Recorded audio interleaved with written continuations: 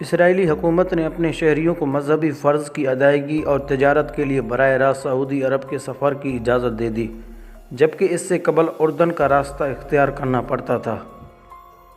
عالمی خبر رساں ادارے کے مطابق سعودی عرب اور اسرائیل کے درمیان وزارت خارجہ کی سطح کے ہونے والے مذاکرات کامیاب ہو گئے ہیں، جس کے بعد اب اسرائیلی شہریوں کو مذہبی فرائض کی ادائیگی اور تجارت کے لیے سعودی عرب جانے کی اجازت دی گئی ہے۔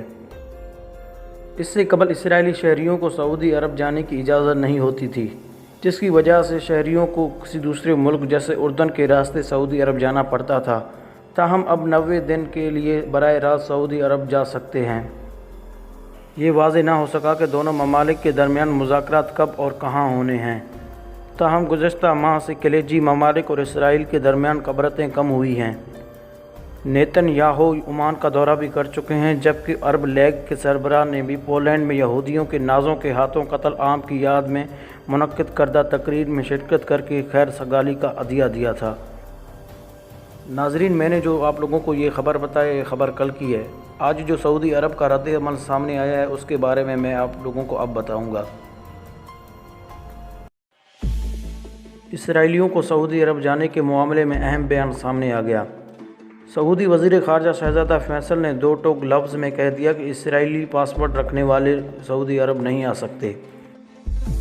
2 روز قبل دنیا بھر کے ذرائع ابلاغ نے یہ خبر شائع کی تھی کہ اسرائیل کی جانب سے اپنے شہریوں کو کاروباری اور مذہبی مقاصد کے لیے سعودی عرب جانے کی اجازت دی گئی ہے۔ میڈیا کے مطابق اسرائیلی وزیر داخلہ نے اتوار کے روز اپنے شہریوں کی سعودی عرب جانے کے لیے حکم نامے پر دستخط کر دیے تھے۔ اسرائیلی وزارت خارجہ کے دفتر کی جانب سے جاری کردہ ایک بیان میں کہا گیا تھا کہ اس اقدام سیکورٹی اور سفارتی اقدامات کے محکموں کے ساتھ رابطے کے ذریعے منظوری دی گئی ہے۔ اب مسلمان عازمان حج و عمرہ کو مذہبی مقاصد کے لیے سعودی عرب جانے کی اجازت ہوگی۔ بیان میں یہ بھی کہا گیا تھا کہ اسرائیل اپنے دیگر شہریوں کو بھی کاروباری اجلاسوں میں شرکت یا سرمایہ کاری کے مقاصد کے لیے 90 روز تک سعودی عرب میں جانے کی اجازت دے گا۔ تاہم تجارتی ویزے پر سفر کرنے والوں کے پاس سعودی عرب میں داخلے کے لیے وہاں کے کسی سرکاری ذریعے کا جاری کردہ دعوت نامہ ہونا چاہیے۔ اس خبر کو دنیا بھر میں بسنے والے مسلمانوں نے ناپسندگی کی نگاہ سے دیکھی، مگر اب سعودی وزیر خارجہ شہزادہ فیصل بن فرحان کا بیان سامنے آ گیا، جس کے مطابق اسرائیلی پاسپورٹ رکھنے والے سعودی عرب نہیں آ سکتے۔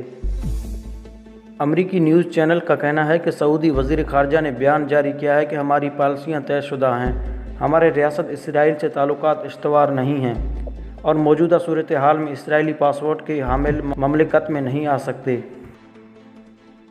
شہزادہ فیصل بن فرحان کا مزید کہنا تھا کہ جب فلسطینیوں اور اسرائیلیوں کے درمیان امن معاہدے طے پایا گیا تو میرے خیال میں اسرائیل کو خطے کے امور میں شرکت کرنے کا معاملہ بھی زیر غور آئے گا۔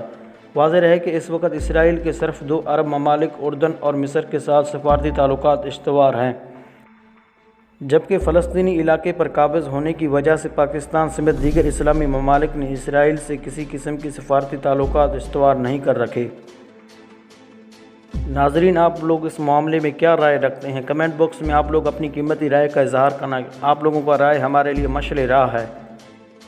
ویڈیو پسند آنے کی صورت میں اس چینل کو سبسکرائب کریں، اس ویڈیو کو لائک کریں، شیئر کریں اور کمنٹ باکس میں آپ لوگ ضرور اپنی قیمتی تجاویز سے آگاہ کیجیے گا۔ ایک اور نئے ویڈیو تک اللہ نگہبان۔